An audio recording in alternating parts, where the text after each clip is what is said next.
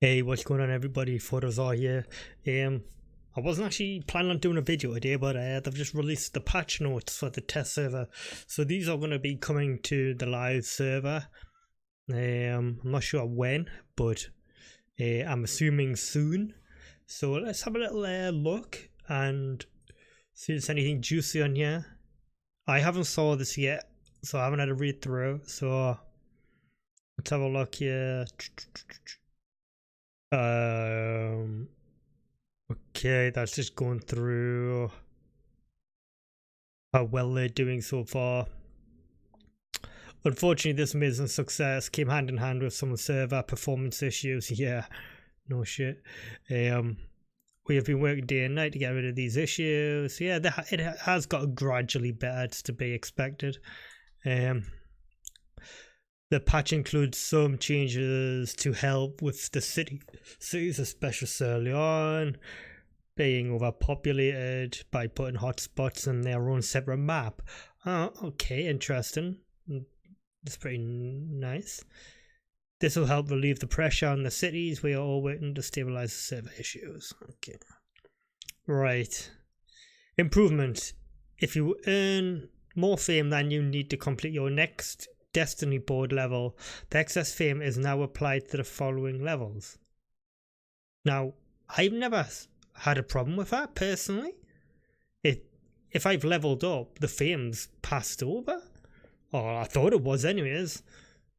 I should have really paid more attention to that. You can now see the actual crafting capacity in the capacity bar tooltip.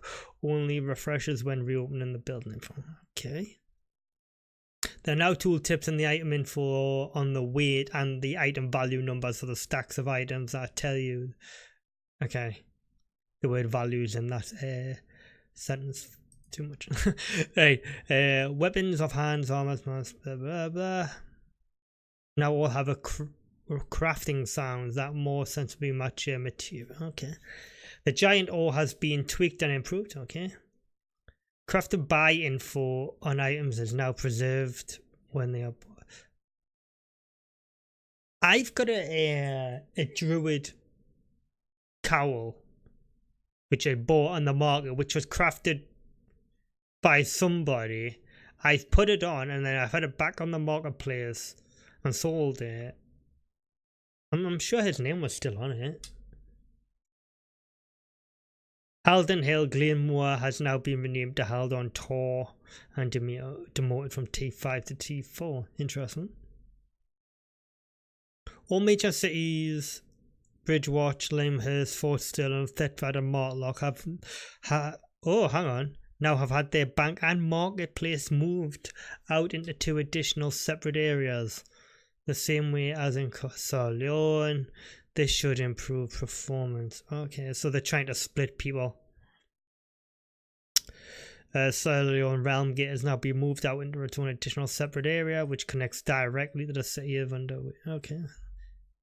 So yeah, if you're like into your heavy PvP and you're a criminal and you live in Sierra Leone, this information will be very helpful to you here. But yeah. Anyways, I'm going to skip past that bit there. It's on the screen. You can continue reading it if you must. Right. This is... Oh, interesting. Temporary double spawn rates of T4 resources in safe zones and of T5 resources in yellow zones. This is not to be expected to be permanent. Now, I know exactly what resource this is because I'm having the issue at the minute. It's getting granite. Granite is an absolute bitch to get in the amount that you need to upgrade your buildings to T5. And there's going to be people going, oh, well, I got granite fine. Yeah, you probably bought it off the marketplace, if you're honest, for a ridiculous price, because for the quantities of granite you need to upgrade some buildings, it's just like 300 granite. It's just like crazy amounts. And if you're doing that with a number of buildings, like me, I've got my personal island. I'm busy upgrading all my buildings to T5. and I've got all of the buildings. It's a chore. If you're not willing to pay the prices for granite, which are sky high on the marketplace for the reason is it's such a bitch to get because the quantities isn't that high, is, yeah. Anyways, rant over on that. To improve queue times, expeditions will now always look for 1 tank, 1 heal, and 1 TPS. Like, honestly, like, I thought that was a no-brainer, and I thought it done that anyways. Interesting, okay.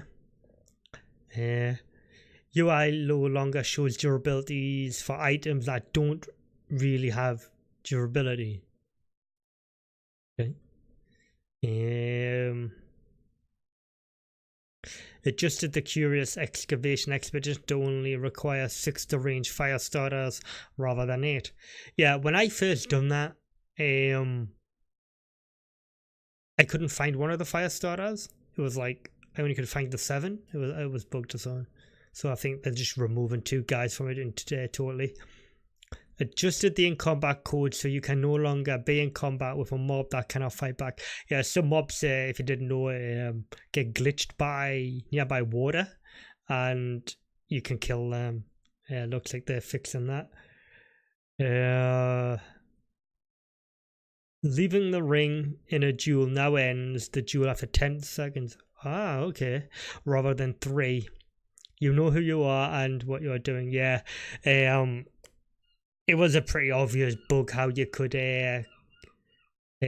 quickly get out of combat and stuff like that in duels and whatnot. So they are paying attention to what's happening and all the bugs. You no longer can place furniture anywhere and sell your own bank or market. Okay, yeah, it's like in every major city.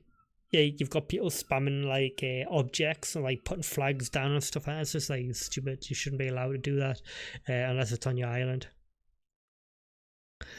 Oh no, we're losing carrots, guys. Now that farm's up and running, mobs will no longer drop carrots. Ah, hope they're replacing the carrots with item drops, though, like runes and stuff.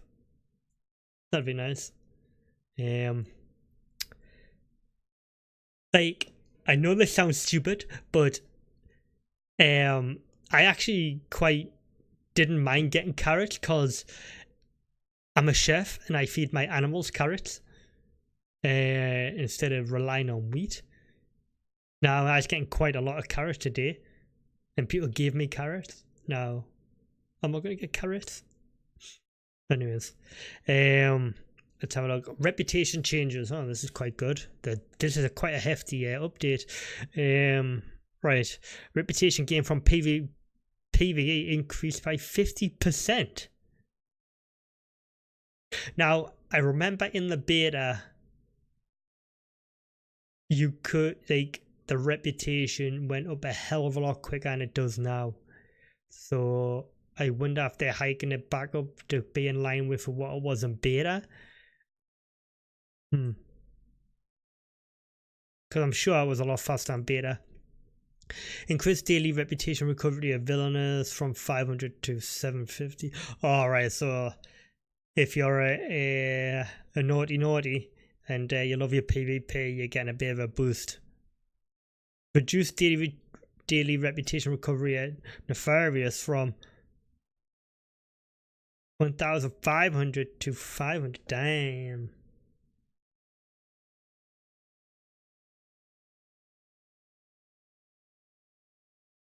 Okay. So basically, if you're going to be a PvP and kill people and take rep hits, it's not going to be as bad now to get your standings back up. Dreaded players can no longer disengage in their PvP mode. Interesting.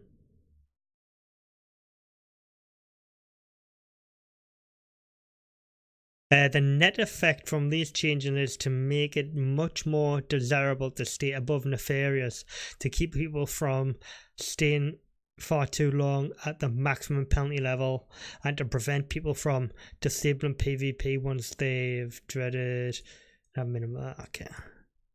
And which should have minimal impact as they can't enter red zones anyways. I did not actually know that. So if you're dreaded, you can't go into a red zone? Huh. Good to know. Anyways, let's go down here. Access rights are now default private on your land. House private. Access right on guild halls now default to guild. Oh, nice. Okay. This is just a fixes, mini bosses. Let's have a look and see if there's anything juicy in here. Fix some issues of crafting royal armors. Oh, premium time remainers should now be displayed consistently everywhere. Yeah, that's quite actually handy. Oh, fix Destiny board track on Android. Right, you just need to fix the Android app completely. That's all you need to do. Added some additional checks to game resolution limiter.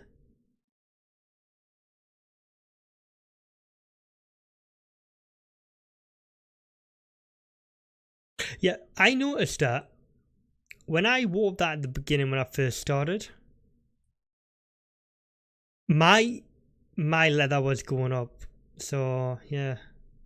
Anyways, not that I wear leather anymore. Anyways, so fix some issues. Weapon of choice missions when window animations are disabled. Legendary Adventurer's cart has now identical carry load to the Founder's Ox. Okay. So they've added a significant amount of weight to that to carry. That's quite nice, I guess, if you're still using them.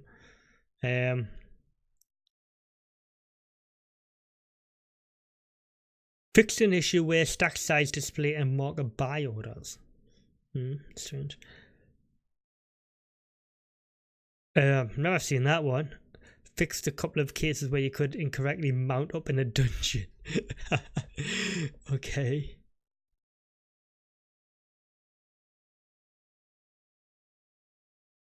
Removed unintended drops of certain baby animals.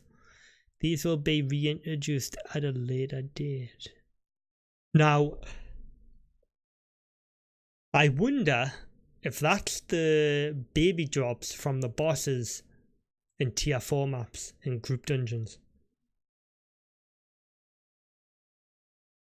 Because you can get tier 5 mount babies dropping in tier 4 dungeons from the bosses. Now, I don't know. I thought it was odd why it done that. So it might be looking like it was unintended, if I'm reading that right. Anyways, that's it for today, guys. Just a quick, I'll put a link in the description for the this actual patch note. And these are the this is on the test server now. We're going to go and check them out. This is what's going to be coming to the live server in the foreseeable future. But yeah, as always, guys, if you like the video, please give me a like, and thank you so much for all your new subs. It means a lot to me. And I'll see you all in the next video. Take care, guys, and have a good weekend.